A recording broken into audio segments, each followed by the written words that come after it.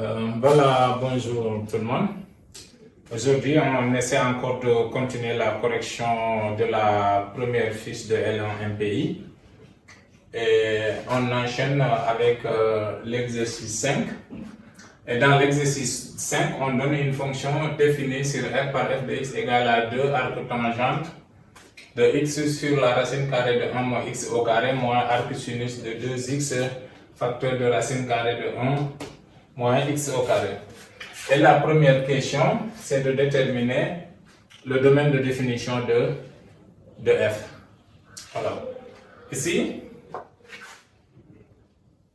on se donne un élément x dans R. Et là, le domaine de définition de arc tangente, c'est R. Et le domaine de définition de arc sinus, c'est moins 1, 1. Comme arc tangente est défini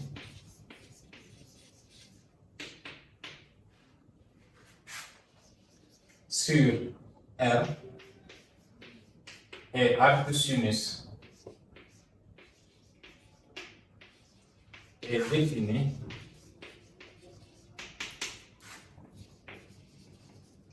sur moins 1, 1. Alors, f de x existe si et seulement si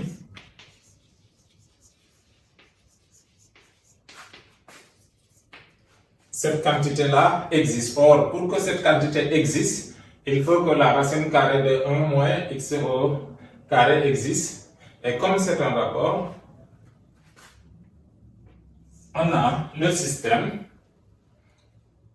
1 moins x au carré strictement positif pour que la racine carrée soit définie et que le rapport soit défini. Et la condition là, qui est moins 1 inférieur à 2x racine de 1 moins x au carré qui est inférieur à 1, qui est donc le domaine de cette fonction-là. Ce qui implique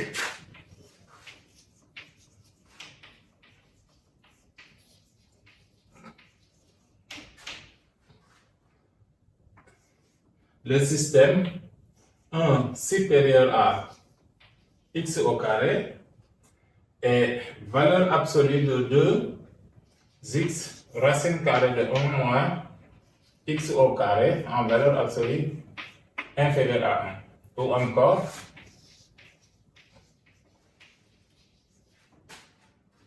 valeur absolue de x strictement inférieure à 1 et on passe au carré ici, ça fait 4x au carré, parenthèse 1 moins x au carré strictement inférieur à, c'est bien inférieur ou égal. Là, l'inégalité est large, c'est inférieur ou égal.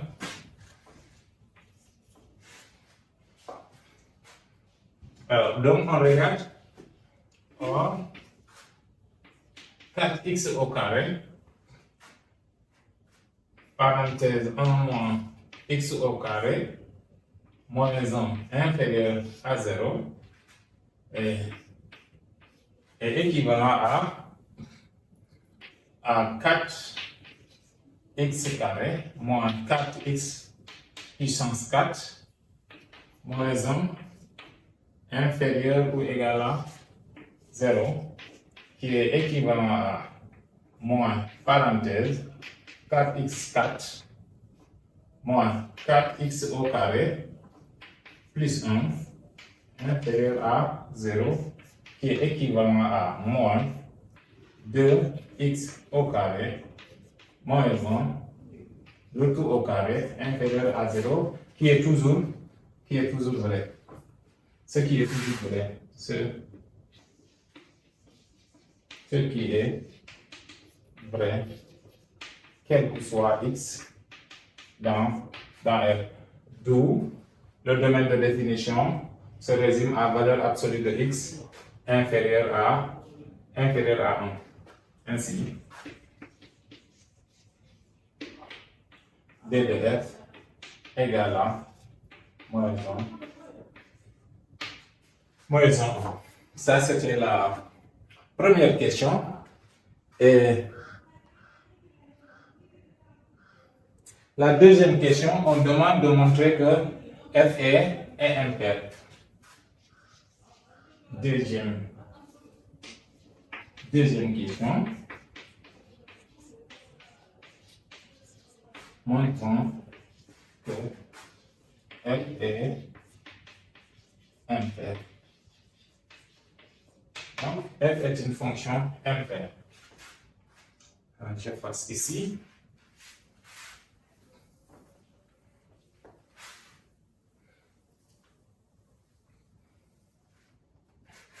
Alors donc, on évalue f de moins x pour voir.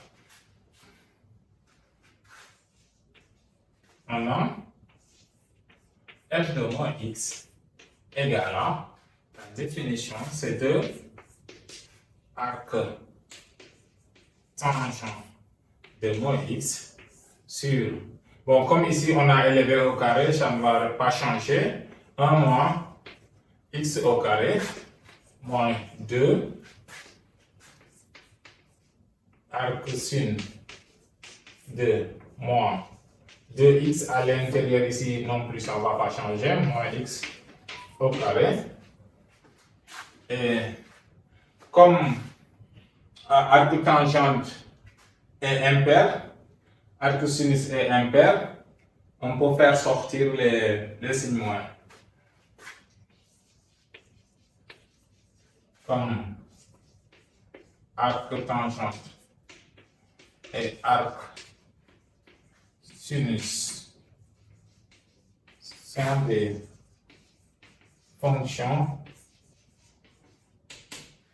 fonctions impaires.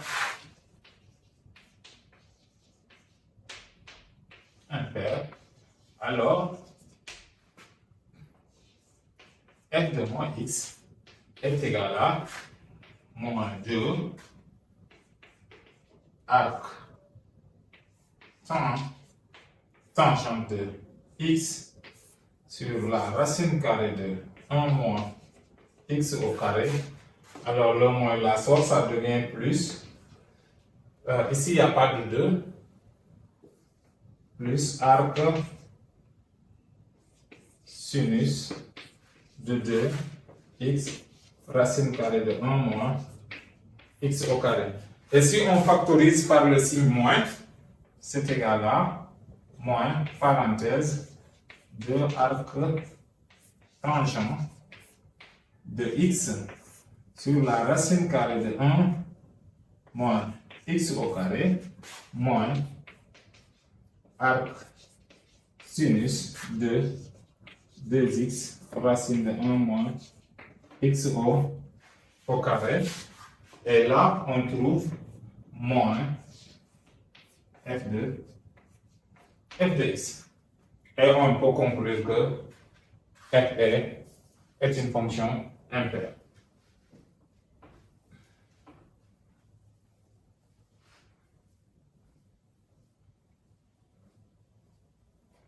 Alors,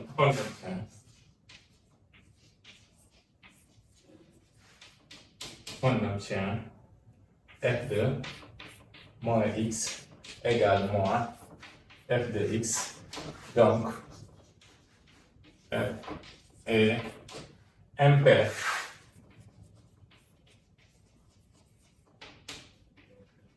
Bon. On regarde la troisième question. En posant 3, on pose θ égale à arc sinus de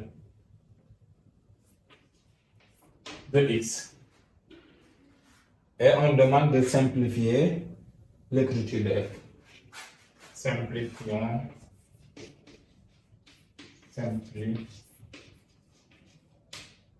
Simplifions l'écriture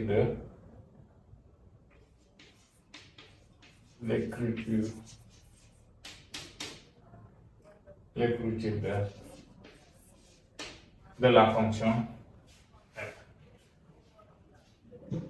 Alors, ici, on a donc la première chose, c'est que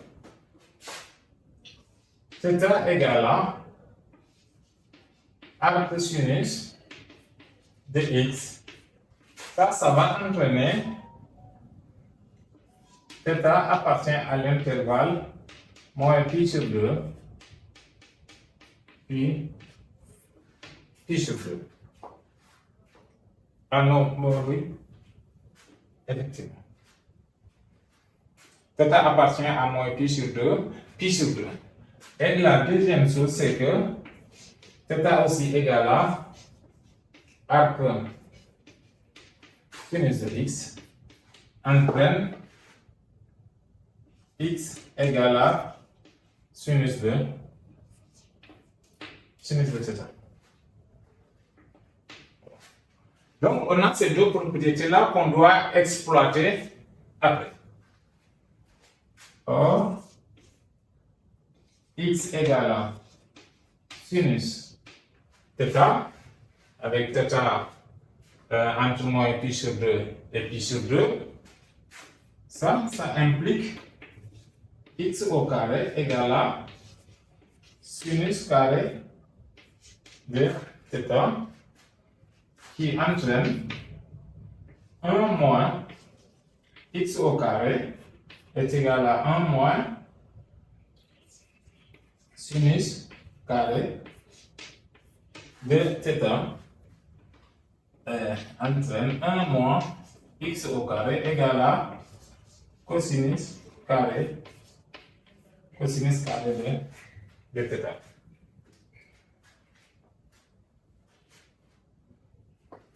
Et là, on voit que x est entre moins 1 et 1, donc ça c'est positif. Donc là aussi c'est positif, on peut passer à la racine carrée.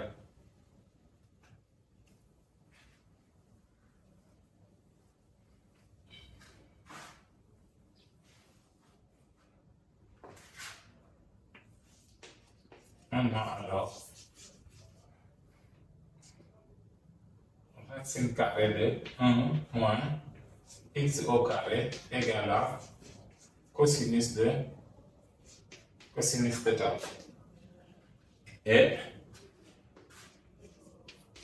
2x racine carrée de 1 moins x au carré est égal à 2 sinus θ cosinus de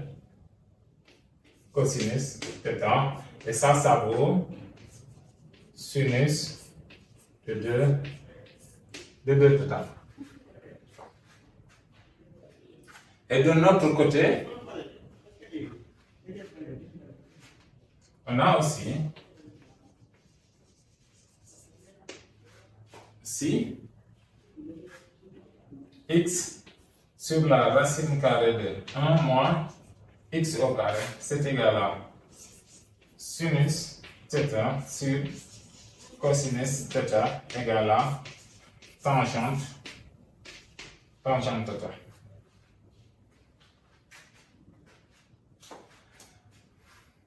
Ce qui donne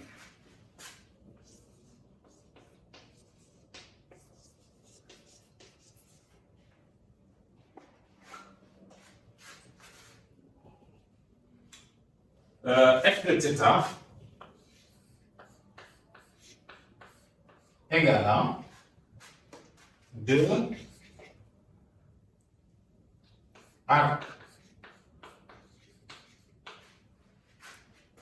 arcs tangents de tangente θ moins arc sinus de ici sinus de de θ. Mais comme arc tangente est défini sur R tout entier, donc il n'y a pas de condition sur arc tangente, il y a directement une simplification qui se fait.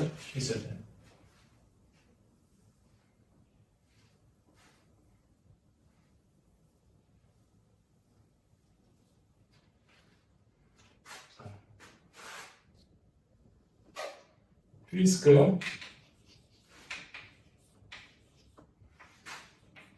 arc tangent de tangente de x est égal à x, quel que soit x appartenant à R,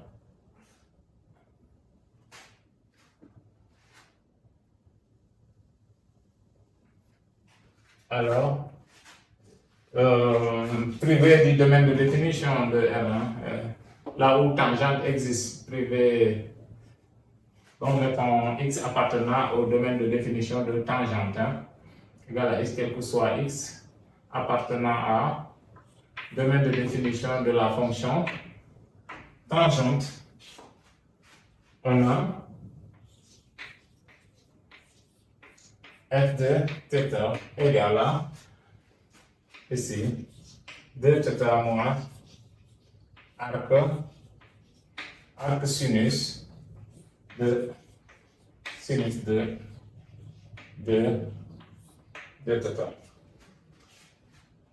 Mais on sait que θ appartient à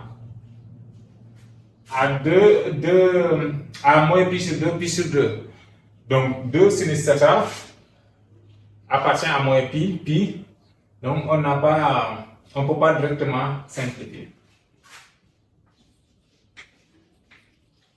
Quand θ appartient à l'intervalle moins pi sur 2,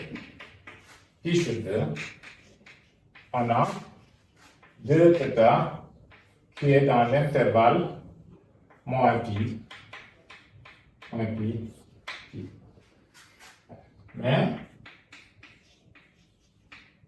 l'intervalle moins pi, on peut le décomposer en l'intervalle moins pi sur 2 union moins pi sur 2 union pi sur 2 pi. Et comme ça, si 2 pi est ici, dès qu'on angle est entre moins pi sur 2 et pi sur 2, alors arc sinus de sinus est directement égal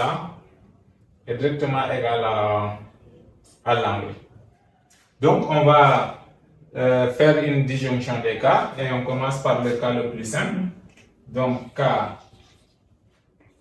K2 θ appartient à l'intervalle moins pi sur 2 pi sur 2. Alors, dans ce cas,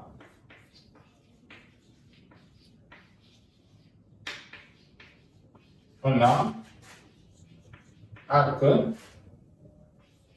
sinus de sinus de 2θ est égal à 2θ, et donc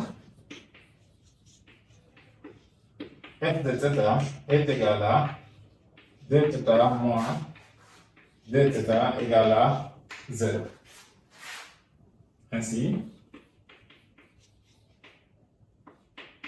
f de θ égale à 0 si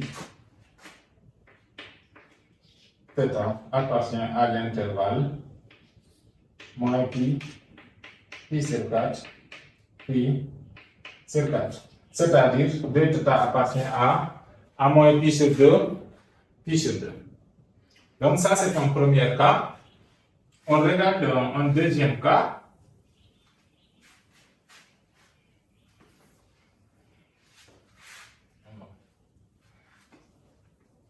Là, on va utiliser pour x, theta, 2 theta appartenant à moins pi sur 2 et pi sur 2 pi, on va utiliser le fait que, donc, il faut remarquer que si x n'appartient pas à l'intervalle moins pi sur 2, plus 2 k pi, on peut faire ça, pi sur 2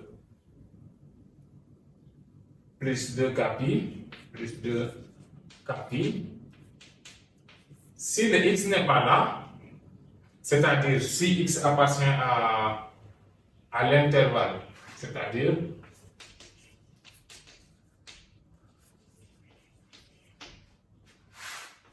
si x appartient à l'intervalle pi sur 2 plus 2 k pi, 3 pi sur 2 plus 2 k pi,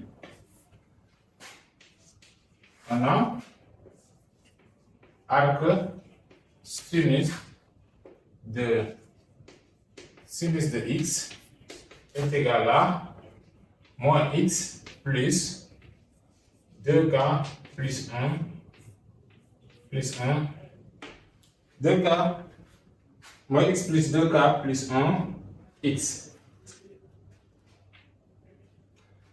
Voilà, donc on peut utiliser ça.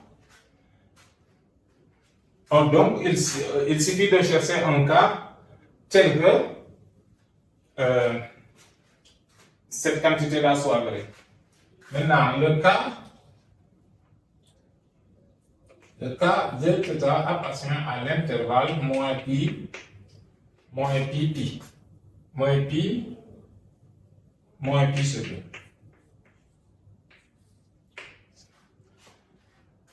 Alors, pour k égale à moins 2, on a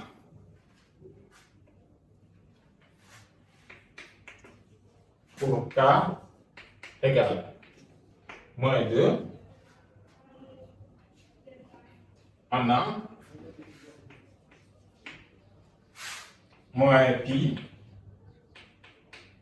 inférieur à 2 θ qui est inférieur à moins pi sur 2 entraîne pi sur 2 inférieur à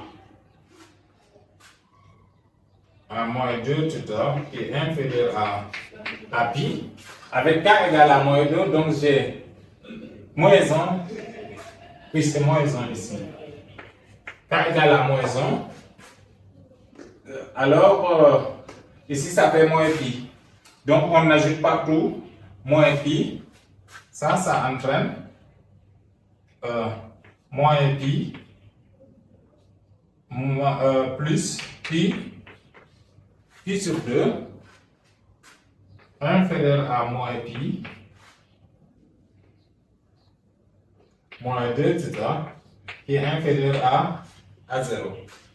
Et là, on fait moins 2 plus 1 et ça entraîne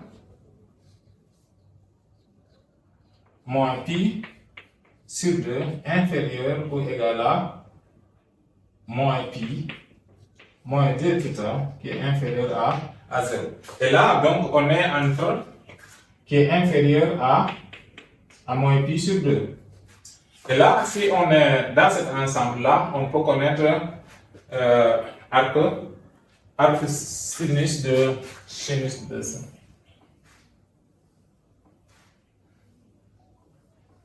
Hein?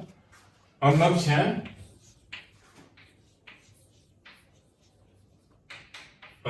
alors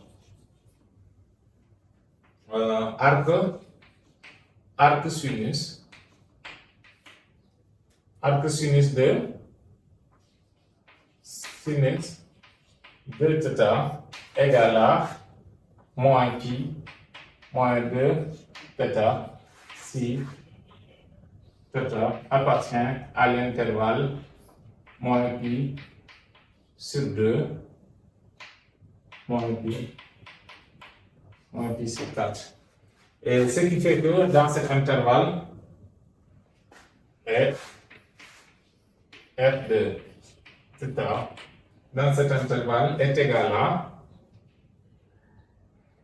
2 θ plus 2 θ plus pi, parce que c'est moins, on fait moins, et de ça, plus pi, c'est égal à 4 θ plus pi. Et là, on regarde maintenant, lorsque 2 θ appartient à... Alors, il faut chercher un θ, avec moins 2 θ, avec 2 θ ici, moins 2 θ, il est entre pi sur 2 et pi, on le met à l'intérieur, et on cherche un cas tel que la valeur soit comprise entre moins pi sur 2 et 0. Et le cas, moins 1, ça va marcher. Il faut juste résoudre l'équation. Maintenant, si 2 θ appartient à l'intervalle, cette fois-ci, pi sur 2 pi. Alors là, on constate qu'avec k égale à 0, ça va marcher.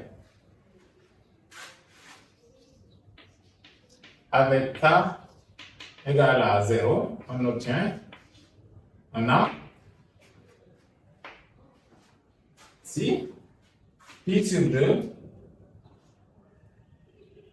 inférieur à 2 θ inférieur à pi, moins pi inférieur à moins 2 θ inférieur à moins pi sur 2, on ajoute pi partout, 0 inférieur à pi moins 2 θ qui est inférieur à pi moins pi sur 2, ça fait pi sur 2.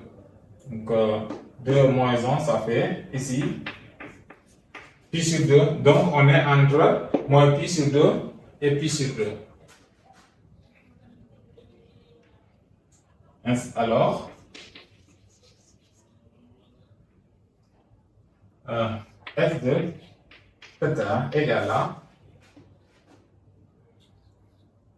2 θ plus, c'est ça, 2 θ moins pi, et ça fait 4 θ moins pi. Donc, et là, on a les expressions de f sur l'intervalle en question.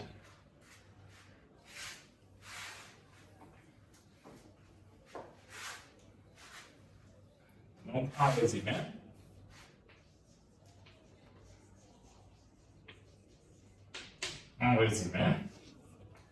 f de θ, c'est égal à, on avait 4 θ plus pi, si 2 θ appartient à l'intervalle, moins pi sur 2, c'est égal à 0. Si 2 θ appartient à l'intervalle moins pi sur 2, pi sur 2, et c'est égal à 4 θ moins pi si 2 θ appartient à l'intervalle pi sur 2, pi sur 2. Ok? Et après, maintenant, la dernière question, c'est de déterminer les variations de f. 4. Les variations de f. Alors là, on voit que sur chaque intervalle, f est croissante et il faut regarder la dérivabilité à moins pi sur 2 et pi sur 2. Et à ce point-là, ce n'est pas dérivable. Quel que soit θ appartenant à moins pi privé de moins pi sur 2, pi sur 2, on a f prime de θ égale à 4 ou c'est 4 ou 0.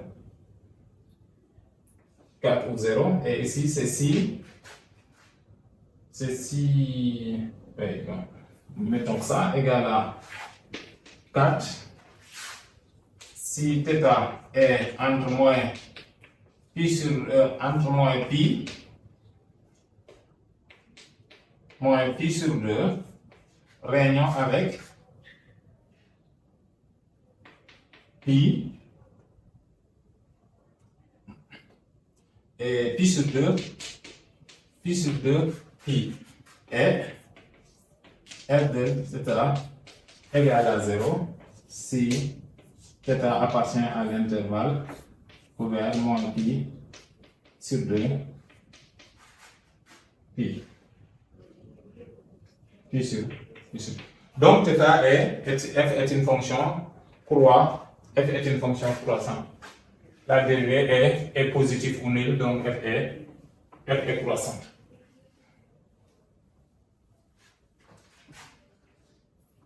F' de θ supérieur ou égal à 0 implique f